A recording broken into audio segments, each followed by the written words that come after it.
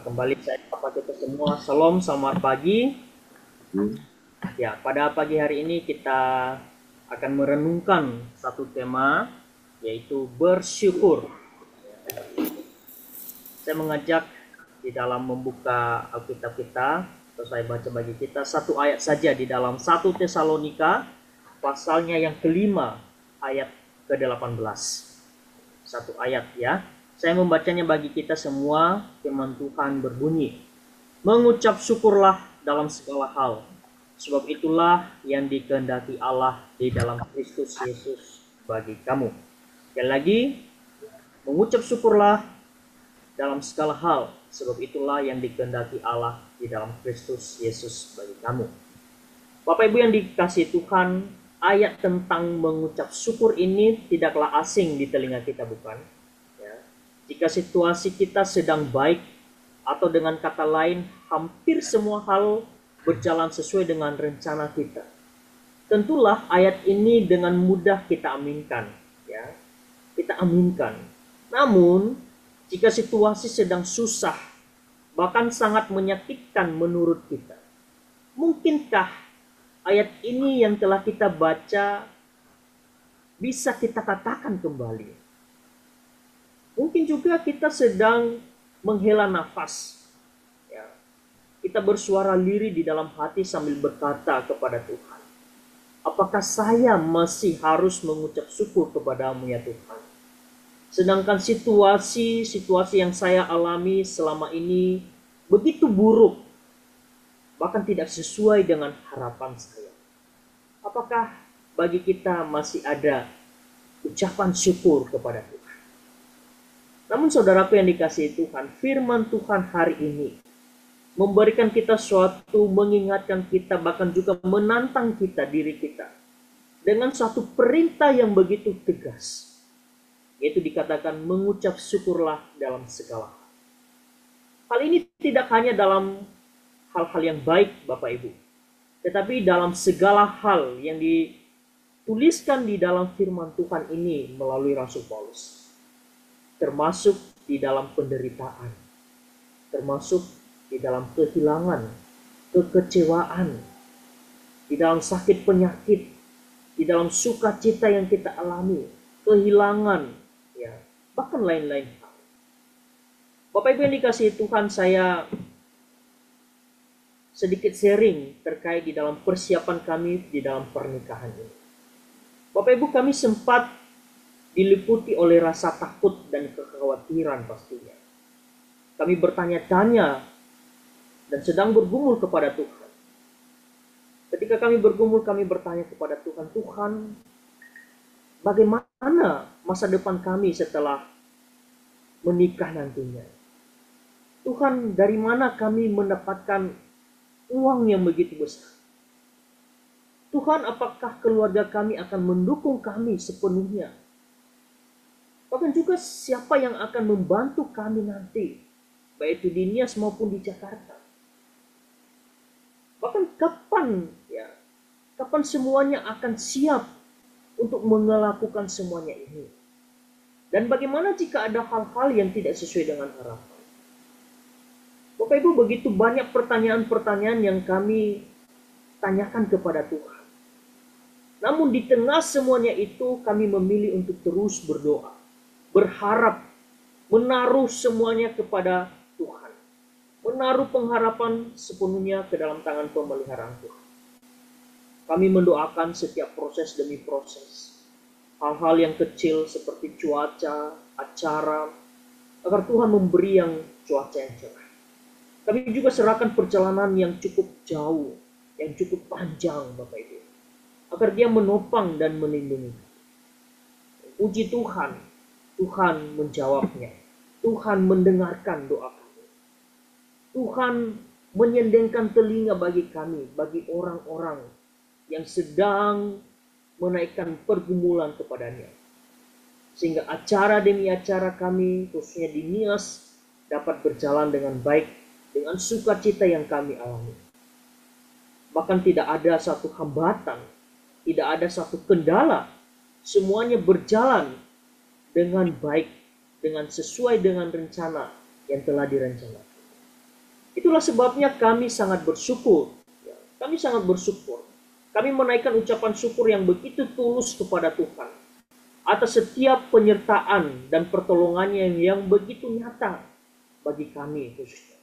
Dan mungkin bagi Bapak Ibu saat ini, Bapak Ibu bisa merasakan sukacita itu sehingga terus menaikkan ucapan syukur kepada Tuhan. Saudara yang dikasihi Tuhan, pengalaman pribadi itu semakin menyadarkan saya bahwa di balik segala hal yang terjadi, baik itu suka maupun duka yang dialami, pastinya ada tangan Tuhan yang bekerja di dalamnya. Dan dari sinilah kita bisa belajar bahwa bersyukur bukanlah soal situasi yang nyaman saja, tetapi soal mempercayai bahwa Allah berdaulat atas segala sesuatu. Itu sebabnya mari kita masuk di dalam pembenaran, di dalam kebenaran Tuhan pada hari ini. Kita melihat bagaimana Tuhan berdaulat di dalam segala aspek hidup kita, baik di dalam keadaan suka maupun di dalam duka yang kita alami. Maka hal yang pertama yang kita belajar itu bersyukur adalah respons atas kedaulatan Allah.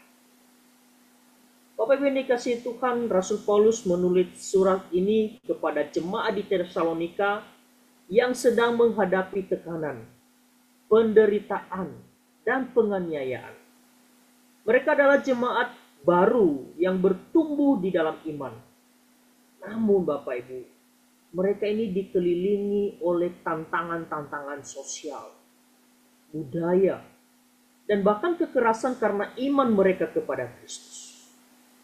Di dalam konteks seperti itulah, Paulus tidak menyuruh mereka untuk lari dari kesulitan atau menunggu keadaan mereka membaik. Tetapi dari situlah justru Rasul Paulus di sini mengajarkan mereka untuk tetap bersukacita, berdoa, dan mengucap syukur di dalam segala hal. Kenapa Bapak Ibu Rasul Paulus mengatakan hal ini kepada jemaat di Tesalonika? Karena Paulus tahu bahwa hidup orang percaya ada di bawah kedaulatan dan rencana Allah yang sempurna, termasuk juga di dalam penderitaan, penganiayaan yang sedang mereka alami. Maka di dalam teologi reform, kedaulatan Allah yaitu keyakinan bahwa tidak ada satupun yang terjadi di luar kendali dan rencana Allah, termasuk hal di dalam penderitaan penganiayaan yang sedang mereka.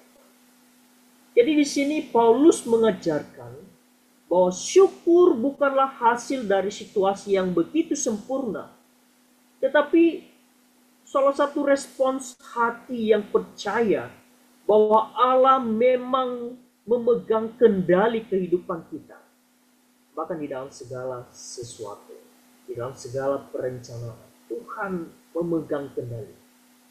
Artinya di sini kita bisa mengucap syukur bukan semua karena berjalan mulus sesuai dengan rencana kita, tetapi karena kita tahu Allah turut bekerja dalam segala hal, dalam segala sesuatu untuk mendatangkan kebaikan.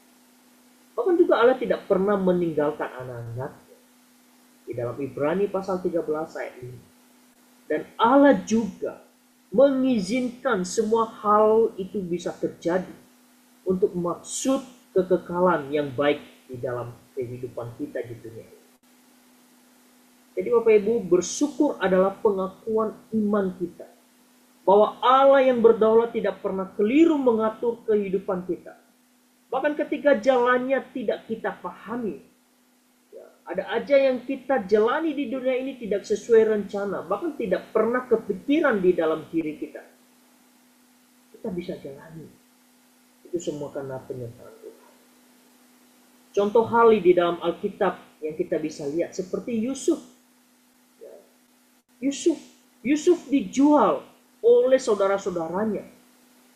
Bahkan ia berkata kepada Tuhan, Tuhan telah mengubahnya menjadi suatu kebaikan, menjadi suatu perencanaan untuk menyelamatkan bangsa-bangsa yang sedang tidak baik-baik saja. Ini satu perencanaan Tuhan yang mungkin Yusuf tidak pernah kepikiran akan dijual oleh saudara-saudaranya. Tapi Tuhan memiliki satu rencana yang indah ya, di dalam kehidupan Yusuf, membantu keluarganya ya, yang sedang kekurangan. Bahkan juga kalau kita melihat tokoh Alkitab lainnya, salah satunya juga Ayub. Ayub yang kehilangan segalanya ya, segala hartanya, keluarganya, anak-anaknya. Tapi dia mengatakan Tuhan yang memberi, Tuhan juga yang mengambil. Terpujilah nama Tuhan. Bapak Ibu yang dikasihi Tuhan, setelah selesai semua acara di pernikahan saya ini dan istri sewaktu masih di Nias, ya, kami keluarga besar berkumpul, tepatnya di hari Jumat sebelum kami balik ke Jakarta di hari Sabtu.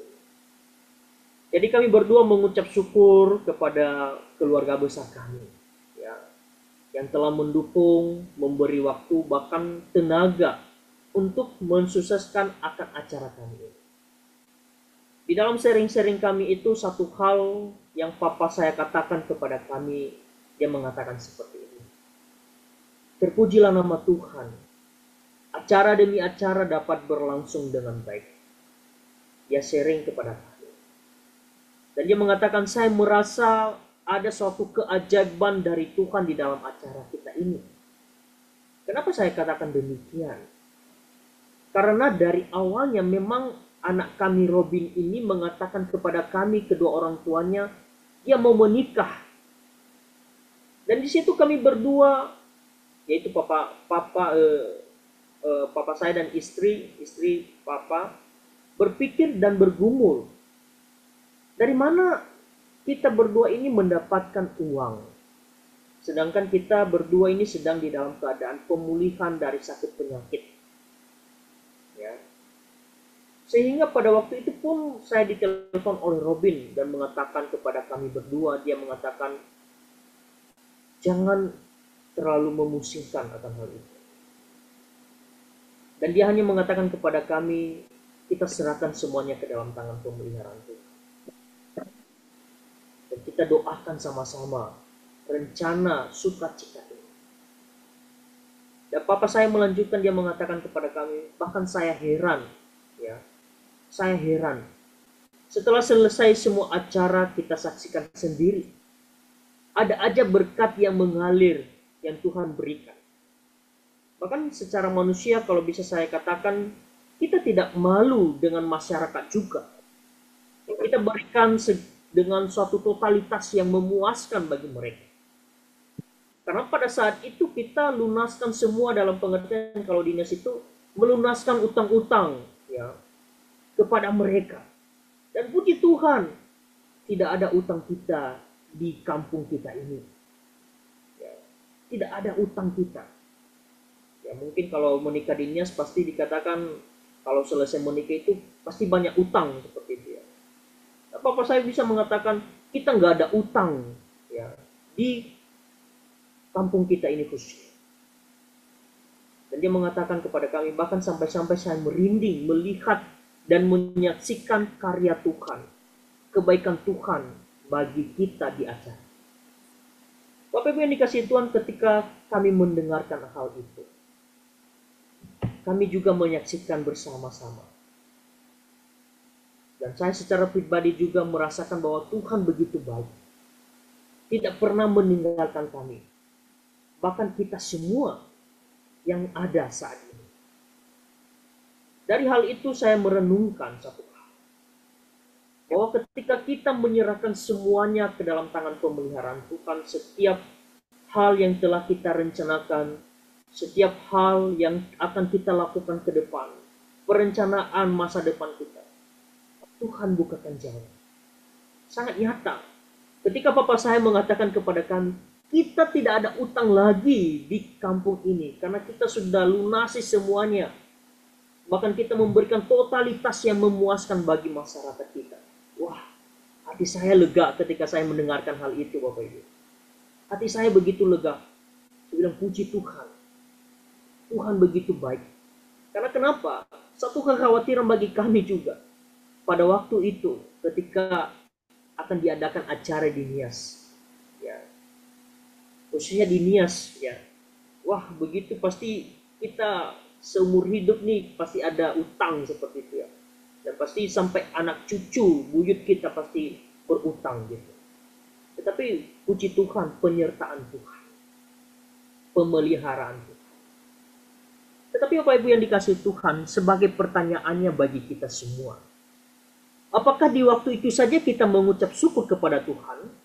Apakah di waktu Tuhan memberkati kita, Tuhan membukakan jalan bagi kita, lalu kita mengucap syukur kepada Tuhan? Lalu bagaimana dengan hal-hal yang lain yang kita alami? Mungkin sakit penyakit, mungkin penderitaan, mungkin hal-hal di dalam keluarga kita, mungkin relasi kita dengan anak, dengan sesama, dengan sekeliling kita, atau hal-hal yang mungkin kita alami saat ini. Apakah kita selalu mengucap syukur kepada Tuhan? Bapak Ibu, dari hal ini, apapun keadaan, seperti tadi firman Tuhan dikatakan, mengucap syukurlah dalam segala. Dan inilah yang harus kita terapkan. Rasul Paulus mengatakan, bersukacitalah, mengucap syukurlah di dalam segala keadaan.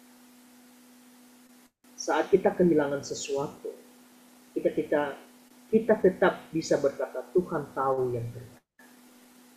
Saat tidak ada yang sesuai dengan rencana yang telah kita rancang mungkin dalam tahun ini, kita tetap bersyukur karena dan percaya bahwa Tuhan tetap memegang kendali, memberikan kita kesehatan.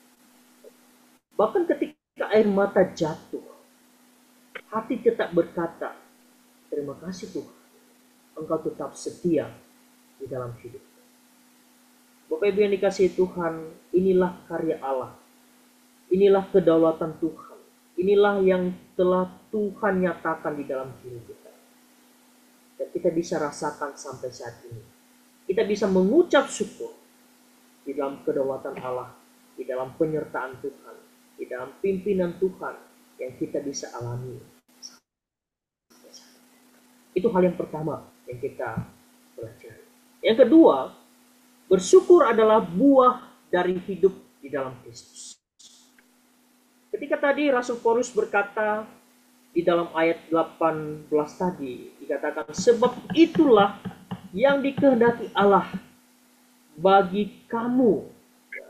Sebab itulah yang dikehendaki Allah bagi kamu.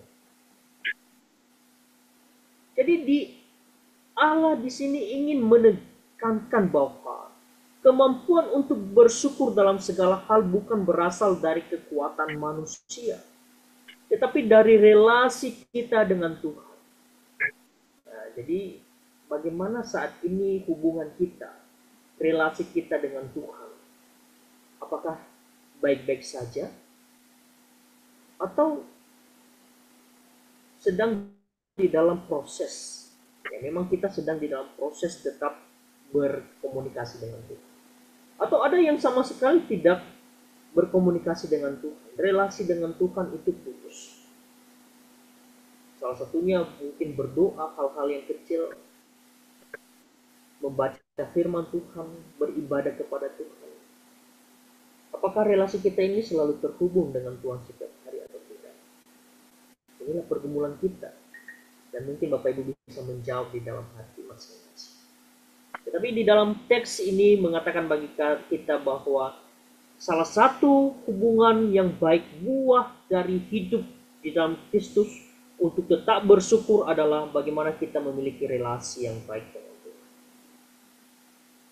Kita percaya bahwa manusia yang jatuh dalam dosa ini tidak mampu merespons Allah yang benar, termasuk bersyukur. Karena kenapa? Natur dosa ini membuat kita lebih mudah mengeluh.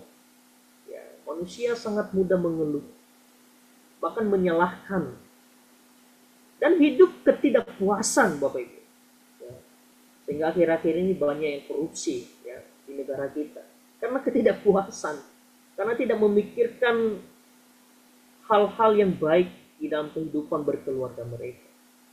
Karena efek juga natur dosa, tidak memiliki relasi dengan Tuhan, sehingga timbul ketidakpuasan, akhirnya korupsi. Namun Bapak Ibu yang dikasihi Tuhan, saudara yang dikasihi Tuhan, ketika seseorang diperbaharui oleh Roh Kudus dan hidup di dalam Kristus, maka seseorang itu dimampukan untuk hidup sesuai dengan kehendak Allah, termasuk di dalam mengucap syukur dalam segala hal, karena ia sudah mengalami kasih karunia yang begitu besar. Bersyukur itu juga bukan sekedar sikap positif atau moralitas, tetapi merupakan buah dari pembenaran, pengudusan yang telah Tuhan kerjakan dalam hidup orang. Jadi bersyukur bukan upaya untuk menyenangkan Allah saja, tetapi bukti bahwa kita telah diubahkan oleh karena kasih karunia-Nya. Seseorang yang telah dipersatukan dengan Kristus akan mengalami perubahan hati oleh karya Roh Kudus. Dan dari hati yang baru itulah muncul ucapan syukur yang dalam yang kita bisa ungkapkan.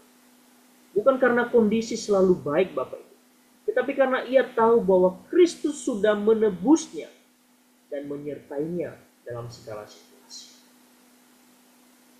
Coba kita bayangkan seseorang yang menjalani hidup tanpa Kristus itu. Ya, ketika masalah datang, ia pasti mudah kecewa bukan? Frustasi. Bahkan dia menyalahkan Tuhan. Bahkan mungkin juga marah-marah kepada Tuhan. Meninggalkan Tuhan.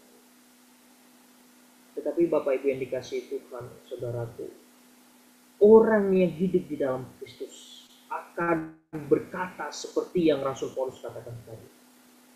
Dia mengatakan di dalam 2 Timotius pasal 1 ayat 12. Aku tahu kepada siapa aku percaya. Aku tahu kepada siapa aku percaya. Itu kepada Tuhan, kepada Allah yang hidup, kepada Allah yang benar, kepada Allah yang memberikan saya kehidupan sampai saat ini. Itulah yang kita sembah. Bahkan di dalam penderitaan, orang percaya juga bisa mengatakan, berkata, seperti dalam Habakuk pasal 3 ayat 17 sampai 18 mengatakan, sekalipun pohon ara tidak berbunga, namun aku akan bersorak-sorak di dalam Tuhan. Saudara yang dikasihi Tuhan, saat kita berada di dalam Kristus, kita bisa belajar melihat hidup bukan dari sudut pandang manusia saja, tetapi dari sudut pandang kasih Allah, kasih karunia Tuhan.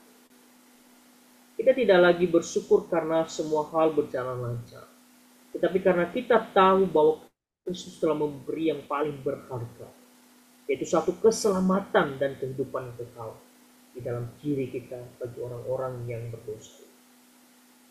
Maka daripada itu kita merenungkan, apakah selama ini di dalam segala hal yang telah kita alami, sudahkah kita mengucap syukur? Sudahkah kita berharap penuh kepada Tuhan? Sudahkah kita menyerahkan semuanya kepada Tuhan? Atau hanya percaya dengan omongan-omongan orang? Atau mungkin percaya kepada hal-hal yang tidak benar?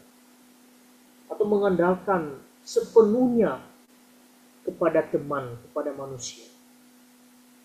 Tidak salah, tetapi kita berharap sepenuhnya sebenarnya itu hanya ke dalam tangan Tuhan. Saudara-saudara seiman kita, itulah yang membantu kita. Mungkin dengan cara Tuhan memakai dia menjadi berkat bagi kita.